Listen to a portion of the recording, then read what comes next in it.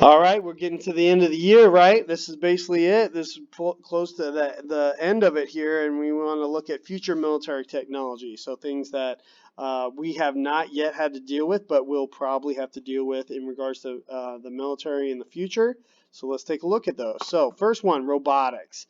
It's almost a certainty that robotics will play a role in our military, but how? Here are some ideas of where we most likely will see those implementation. So mules or dogs, this would be an example of one of those, a mule or a dog, right? It carries things, may have special weapons on it or whatnot, and will travel with an infantry unit, carry their gear, things like that.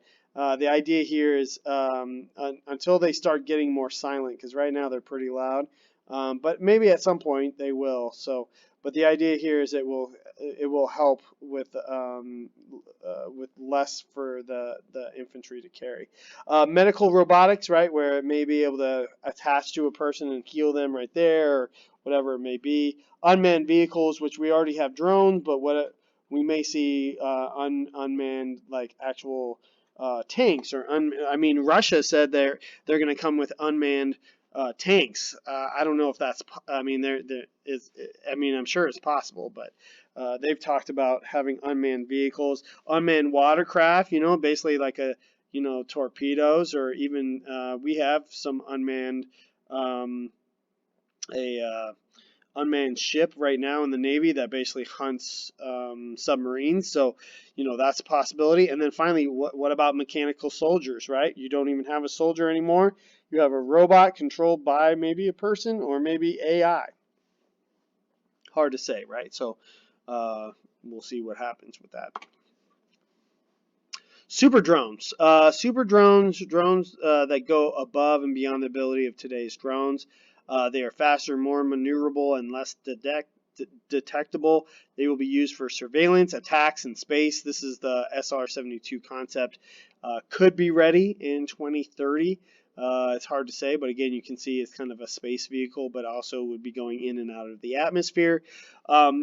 There's been talk of maybe having fighter jets being unmanned. Me personally, I think that may be a good thing because again, what's the capability of a human body, right? A human body can only take so many G's. Take the human body out of the the fighter aircraft, and it's going to be more capable of making greater turns and things like that. So the idea here is that something that is possible of making super drones? So that's something to consider. Nanotech, right? Nanotech. You want to write this one down. As technology improves in size, it can also decrease. There will be very small robotics and technology that will be mainly used for spying.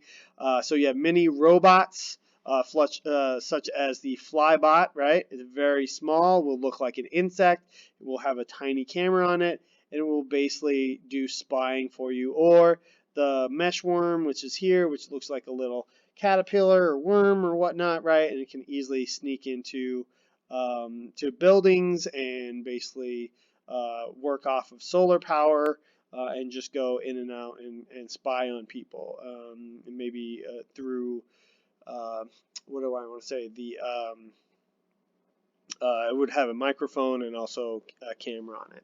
Then you have armor, which is like a super suit. They're always continually trying to work on that.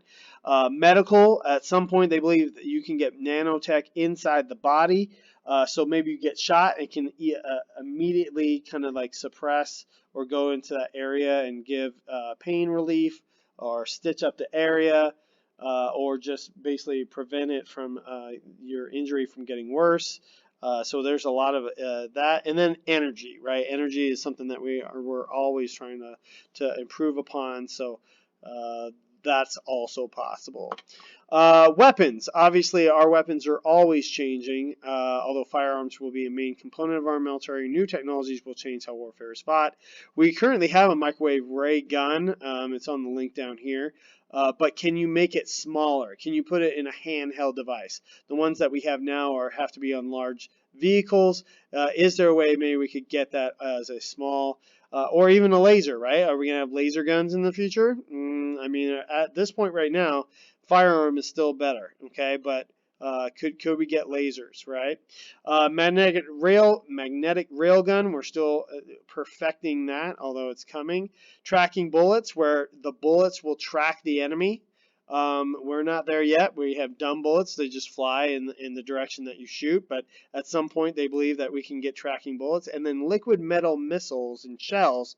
Basically, what happens is the shell. This is a picture of that. A shell basically comes down, it explodes. The metal kind of melts and turns into like this flak, and it flings into a vehicle or people or whatnot, and it can do a lot of damage. Protection and superiority. So armor and soldier skills will continually enhance the technology improves.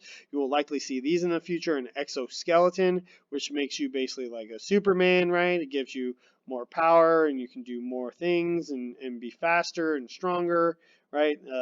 Be able to pick things up.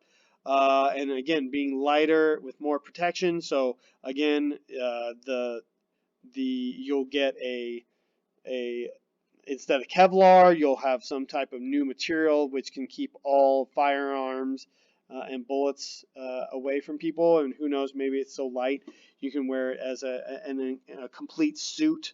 And then liquid armor is something which is also here that you can watch as well. Artificial intelligence. AI is obviously being pursued in the civilian and corporate world, but the U.S. military is also looking at ways that it can be weaponized. Think of the Terminator, right? Robots that control themselves. You have cybersecurity, which basically fights off attacks from humans. That's all done by artificial intelligence. Informational management. They do all logistical things. They can think, right? And then making split-second decision-making, and that is something that, I mean, me personally, I'm scared of, is artificial intelligence. Are they capable of taking over?